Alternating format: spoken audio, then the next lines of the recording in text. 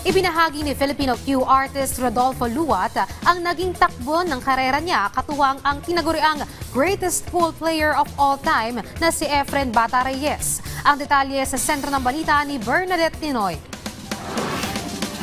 Bago pa nakilala ng mga Pilipino ang tinaguriang greatest pool player of all time na si Efren Bata Reyes, una muna siya nagpakitang gilas noong dekada 70.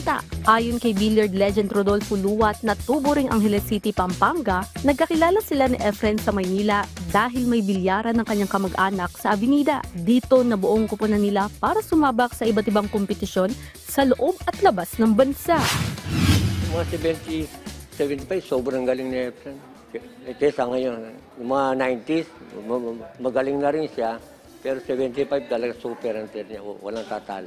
Simula sa 76 hanggang 2010. Noong mga 1993, nag-champion kami sa Las Vegas yung team, si Efren, si Amang Parigay, Francisco Bustamante, saka si Leonardo Andag, saka ako. Tapos sunod-sunod na. Pumunta kami Amerika, punta kami England, punta kami Poland, punta kami Taiwan, Japan, kung saan na kami na-invite. Bukod pa sa national achievements na nakamit ni Luat, Reyes at Francisco Bustamante, naibulsa rin ni Boy Samson ng kampyonato sa 2006 WPA Asian 9-Ball Tour Taiwan Leg, 2008 Manny Villar Cup 9-Ball Open at marami pang iba. Para may pasa namin yung nalalaman namin sa mga kabataan. Diba? Alang alas susuloyin namin.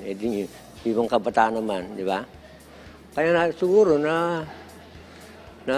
nainggit sa amin yung kabataan. Sa amin, bilyar, walang matangkad, walang maliit, di ba? Pwede manalo. Bernadette Tinoy, para sa Pambansang TV, sa Bagong Pilipinas.